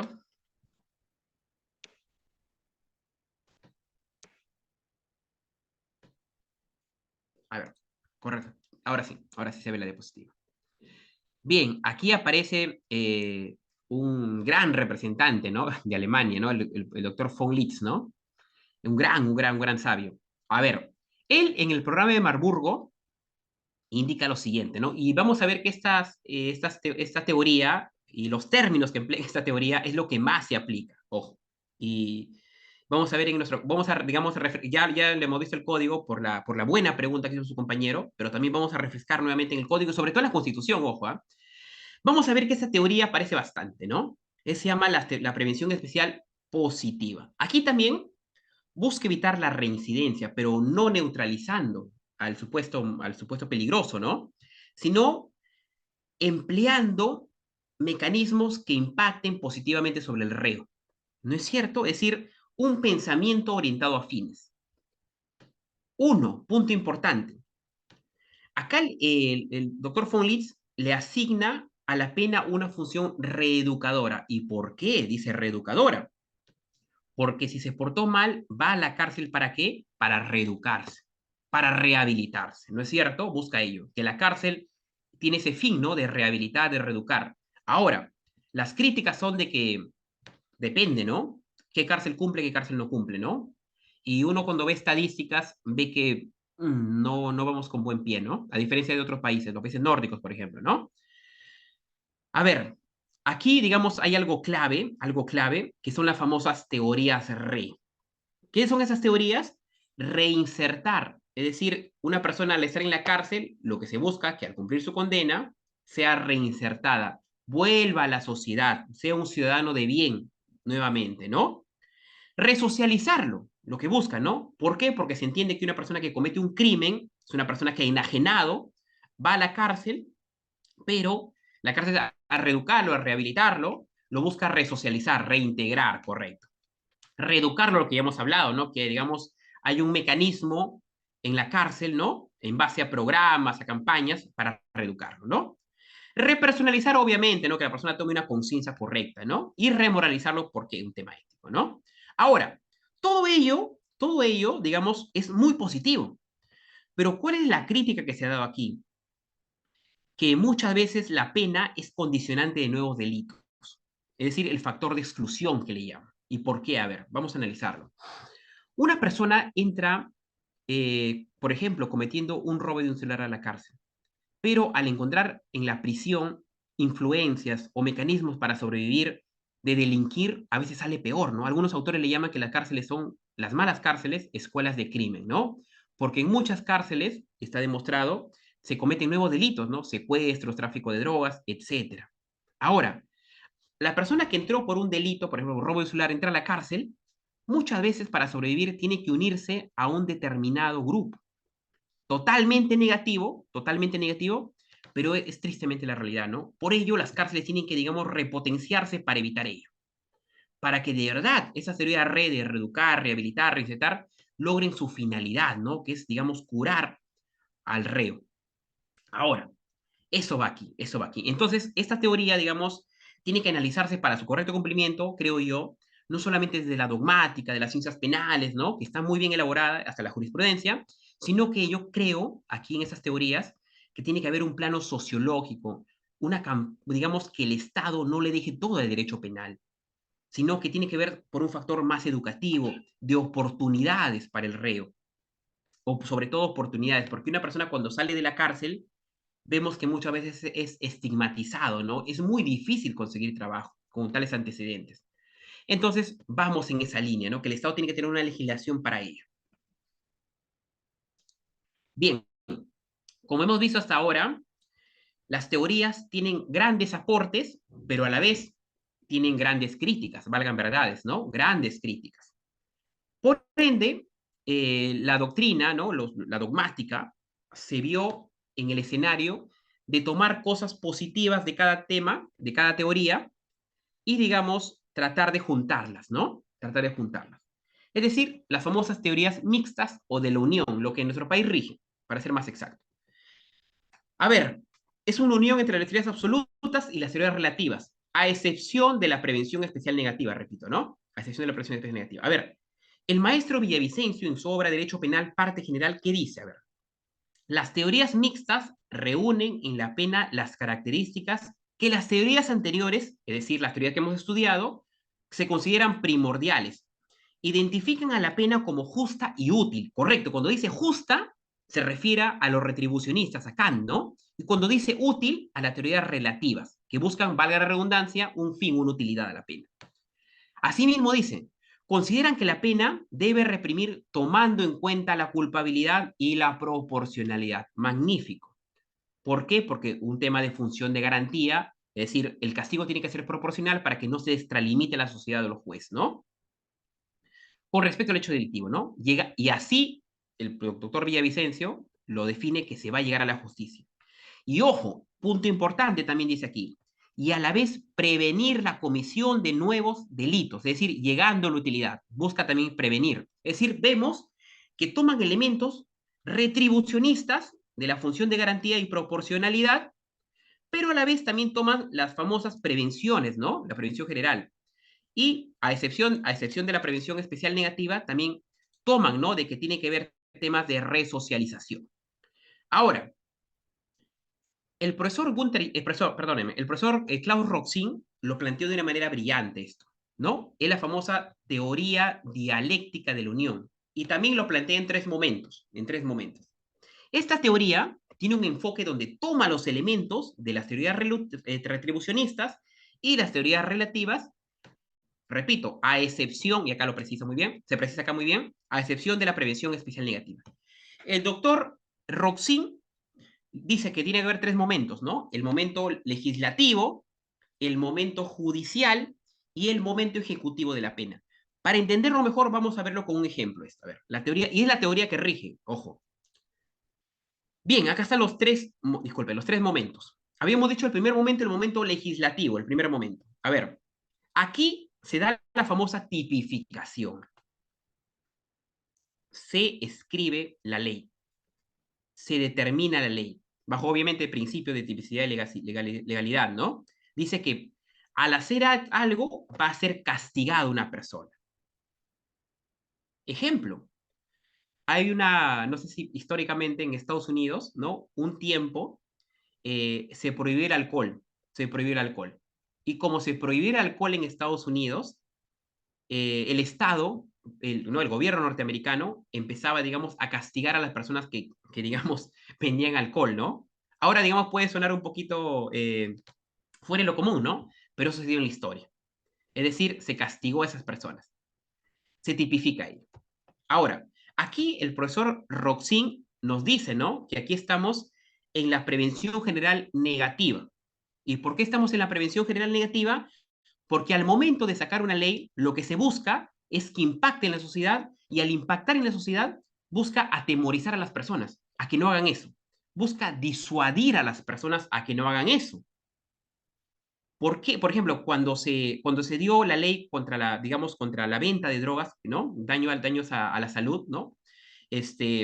Digamos, se busca con ello que las personas no hagan esa comercialización, ¿no? Se busca intimidarlos o disuadirlos de hacer ello. O cuando se pone una condena a las personas que trafican drogas, ¿no? En los aeropuertos, por ejemplo. Vamos por ahí, vamos por ahí. Entonces, es el momento legislativo, donde se toma la prevención general negativa de Feuerbach, ¿correcto? Esta teoría de aquí que hemos estudiado. La prevención general negativa. Se tipifica algo para hacer que alguien no haga algo malo, para disuadirlo, ¿no es cierto? Con la política de mano dura, intimidando o disuadiendo al malhechor, al potencial malhechor, ¿no? Bien, hasta ahí va el primer momento de la teoría dialéctica de la unión. Roxin ahora pasa un segundo momento, que es la imposición de la pena. Vemos acá el juez con el martillo, ¿no? De manera metafórica. Aquí es cuando la persona ya se portó mal, ya delinquió, y como delinquió es sentado en el banquillo para que reciba una condena. Ahora bien, Roxin dice que para un correcto sistema penal, el segundo momento toma, es decir, el momento judicial, valga la redundancia, se está juzgando a alguien, toma dos teorías, el profesor Roxin aquí. La teoría de la retribución de Kant y la prevención general positiva. Vamos a recordar, ¿no? ¿Qué era la retribución de Kant? Aquí, perdóname, aquí. La función de garantía, la proporcionalidad. ¿Qué quiere decir esto? Que no se exceda, que solo se le juzgue por el daño que ha hecho. ¿Correcto? Ese era uno. Ahora, ¿qué más decía Roxin? La prevención general positiva. Prevención general positiva. La teoría de Jacobs, ¿no? Es decir, que al imponerse una pena, esa pena tiene que tener un fin, que el fin era confianza en las instituciones, vigencia de la norma, estabilización de la norma, dice, ¿no? Entonces, en este momento dialéctico se toma la prevención general positiva y la retribución. Es decir, uno, la retribución, ¿por qué? Porque al momento de condenar a esa persona, el juez tiene que tener los criterios de función de garantía de proporcionalidad, de no extralimitarse, de que el castigo sea acorde al daño causado, en base a la teoría kantiana, ¿no? Y la prevención general positiva, que al imponer esa condena, se castiga, sí, pero se busca un fin positivo, un bien. ¿Qué es el bien? Que las personas vuelvan a confiar en las instituciones, que la vigencia de la norma prevalezca. Entonces, se dan esos dos puntos. Ahora, para Roxin no queda allí. Falta un tercer momento, el momento de la rehabilitación. El momento de la rehabilitación. Bien, en este momento es cuando el implicado, ¿no? Ya sentenciado, está cumpliendo condena, ¿correcto? Está en la cárcel. Ahora, para que se logre cumplir y que de verdad la pena tenga un fin correcto, un fin adecuado, un fin que sirva al derecho penal, tiene que haber ese tercer momento, que es el momento ejecutivo de la pena, cuando la persona está purgando condena en la cárcel, ¿no es cierto? Aquí aparece nuevamente el profesor von Litz con la prevención especial positiva. Esto de aquí, las teorías de red. Esas teorías de red de resocializar, reeducar, son el punto, digamos, de enganche para que la teoría de dialéctica de la unión se dé. Es decir, pasan tres momentos y este momento es fundamental porque aquí depende mucho si es que de verdad la persona se va a rehabilitar, ¿no?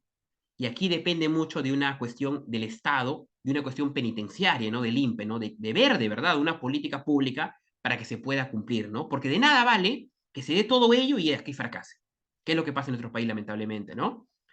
Bien, ahora este ha sido el viaje a la parte de la dogmática penal, ¿no es cierto? De los fines de la pena, de la legitimidad de la pena, por, digamos, por Kant, por von Litz, por Jacobs, por Roxin, por Ferri, ¿no? Ahora vamos a aterrizar en nuestro país. En nuestro país. Un segundito.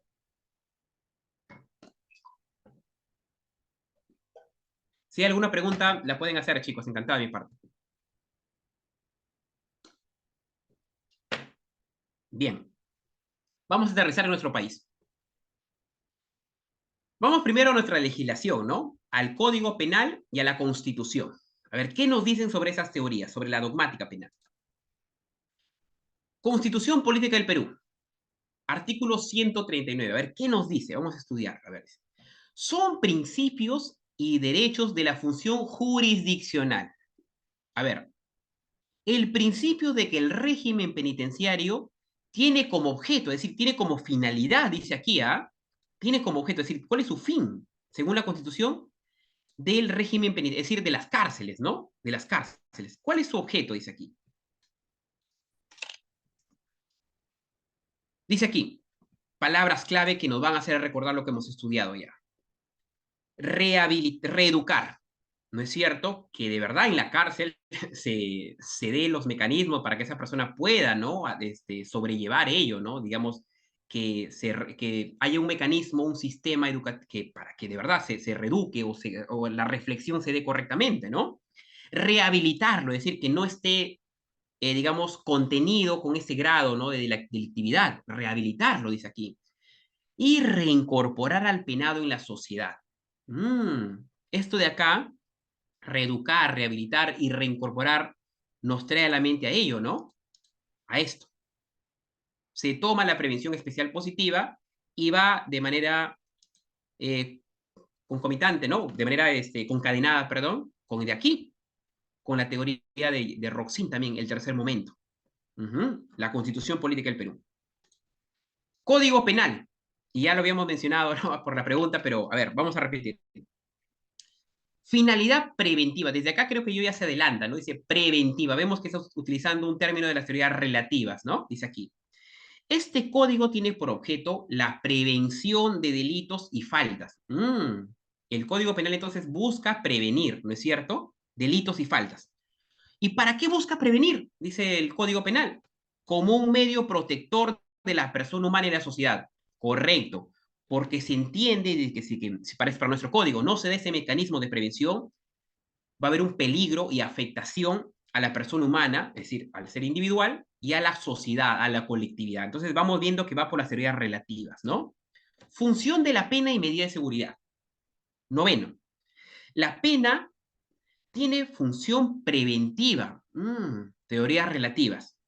Protectora y resocializadora. Nuevamente, von Litz y el tercer momento de la teoría dialéctica de la unión. ¿Correcto? Resocializadora. Las medidas de seguridad persiguen fines de curación, tutela y rehabilitación. Entonces vamos viendo que nuestro marco normativo está basado en las teorías relativas, ¿no? Cogen la dogmática empleada y las aterrizan, ¿no?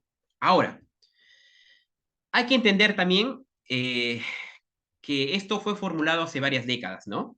Ahora, ¿qué es lo que dice nuestra jurisprudencia? Un punto fuerte importante a analizar. Vamos a ver la sorpresa que nos vamos a llevar, ¿ah? Jurisprudencia. Sentencia 009-2005 del Tribunal Constitucional respecto a las teorías de la pena. ¿Qué dice aquí? Las teorías retributivas, es decir, Kant y Hegel, lo que hemos estudiado, dice aquí, carecen de todo sustento científico y niegan la dignidad humana, reconocida en el artículo 10 de la Constitución. Sin embargo, dice el TC, sobre las teorías retribucionistas de Kant y de Hegel, no se desconoce, dice, que toda pena, es decir, toda pena, lleva consigo un elemento retributivo. Es decir, a pesar que indica, sí, estimado Pablo, ¿alguna pregunta? No, ninguna pregunta. Ah, ya, disculpa, como se prendió tu micrófono. Ah, ya, no te preocupes, no te preocupes. A ver, repito. Está diciendo la sentencia 009-2005 que dice, ¿no?, que las teorías retributivas de Kant y de Hegel carecen de todo sustento científico y niegan la dignidad humana. Sin embargo, dice también esta teoría, perdón, esta jurisprudencia, no desconoce que toda pena lleve consigo un elemento retributivo. Interesante, ¿no? Es decir, a pesar que las teorías no deben aplicarse, pero el término retribucionista desarrollado por valga la redundancia, por el campo de Kant y de Hegel, está presente. El tema retributivo. ¿Correcto? Que quiere decir que el castigo en sí. Punto 2 de esta jurisprudencia. Las teorías preventivas, se refiere al especial y la general, ¿no es cierto? Dice que, según la jurisprudencia, respetan la dignidad humana y éstas se convierten en el mejor medio para reprimir el delito. Es decir, vamos por partes. Esa jurisprudencia del TC dice que no, que estas teorías niegan la dignidad humana y son no científicas. Sin embargo, el elemento retributivo está presente, dice, en la pena. Ahora, también dice esa jurisprudencia que las teorías preventivas están presentes, ¿no es cierto? Pero quiero precisar ahí, ¿no? Que están presentes, y lo correcto sería decirlo, ¿no?, de manera precisa, a excepción de la prevención especial negativa. ¿Por qué? Porque esta prevención especial negativa va hacia el derecho penal de autor y no el derecho penal de acto que nuestra legislación hace tiempo ya ha proscrito, ¿no es cierto? Entonces, esa prevención faltaría, ¿no?, en la jurisprudencia. Pero se entiende la idea, se entiende la idea. Sentencia 3330-2004 del TC también. Y ojo, concepto kantiano de dignidad. Cito, fundamento 45, dice aquí, la persona, pues, está consagrada como un fin en sí mismo y por ende el Estado tiene la obligación de protegerla. Esa cuestión del consagrado en un fin en sí mismo, lo dijo Kant, ¿no?, como bien lo precisa aquí, como lo hemos estudiado.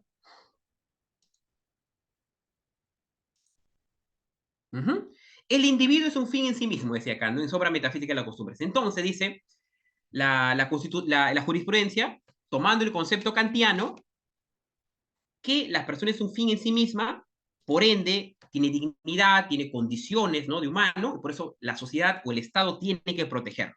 Kant lo había planteado ya y recoge la jurisprudencia a ella. A ver, respecto a la culpabilidad, factor fundamental aquí, ¿qué dice aquí? Sentencia 0019-2005, de C también. Es preciso destacar, sin embargo, que ninguna de las finalidades preventivas de la pena podría justificar que exceda la medida de culpabilidad en el agente. Interesante.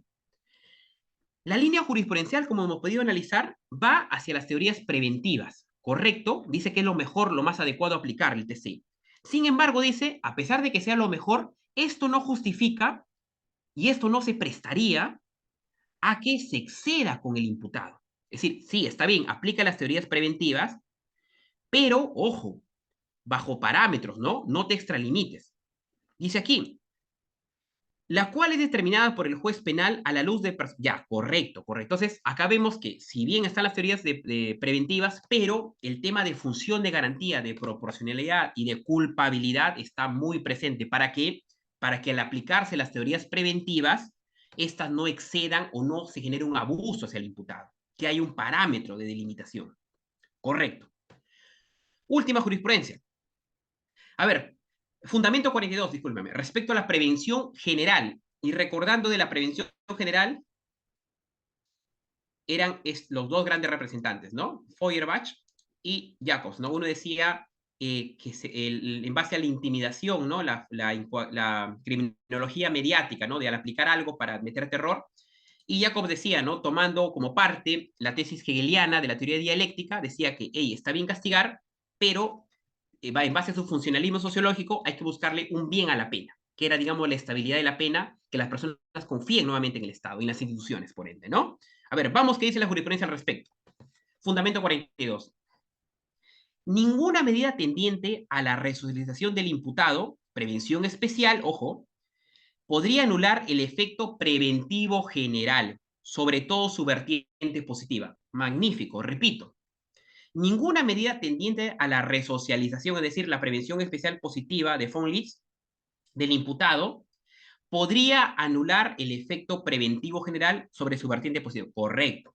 Si bien se propugna, ¿no? Por la rehabilitación, la resocialización, eso dice no puede anular que el Estado, la sociedad, contenga mecanismos para aplicar las prevenciones, ¿no? Que son, ¿y para qué? Para evitar que suceda lo malo, para contener lo negativo. Porque las teorías suceden cuando la persona, es rehabilitar, reinsertar, cuando la persona, y como bien lo indica Jacobs, perdón, bien lo indica Roxin, cuando la persona ya está en la cárcel, ya está en prisión. Correcto, hasta ese punto. Bien, estimados estudiantes, estimados participantes, eso ha sido el tema del día de hoy. Espero que haya quedado todo de manera muy clara. Asimismo, también les agradezco por sus intervenciones, por sus preguntas, que son muy valiosas. Y si hubiera alguna otra participación o alguna pregunta de mi parte, encantado. Quedo a sus servicios.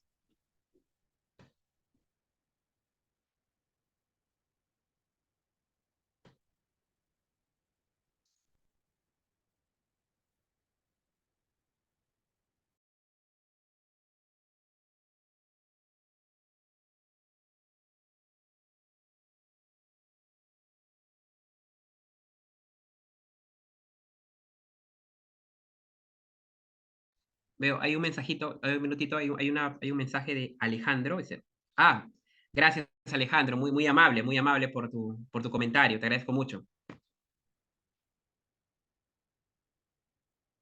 ¿No? Ya hemos visto un recorrido en el derecho penal, en la historia, en su aplicación, y ojo, digo, ¿no? A pesar que sucedió hace varios siglos, vemos cómo muchas de las teorías aterrizan en la actualidad, cómo muchas teorías han formado la legislación, el marco normativo, y sobre todo, cómo siguen impactando en la jurisprudencia, ¿no? Cómo siguen impactando en la jurisprudencia.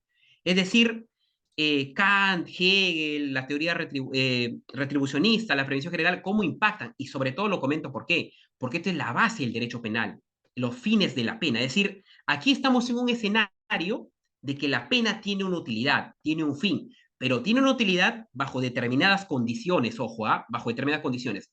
En la próxima clase lo que vamos a ver es fundamentos del derecho penal y principios del derecho penal. ¿En qué sentido?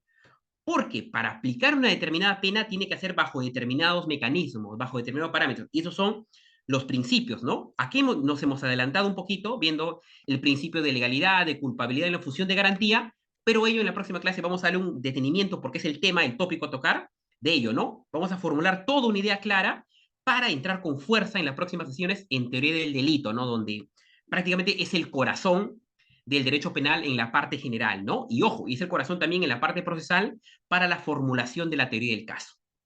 Bien, entonces, si no hay ninguna otra pregunta, esto ha sido todo por el día de hoy. Les agradezco bastante su atención, ha sido una sesión muy enriquecedora y nos vemos el próximo miércoles, ¿no? A las 7 de la noche. Nuevamente, muchas gracias a los participantes, a la institución, ¿no? A los organizadores, todo ha sido muy profesional y nos vemos en la próxima clase. Muchas gracias, buenas noches con todos.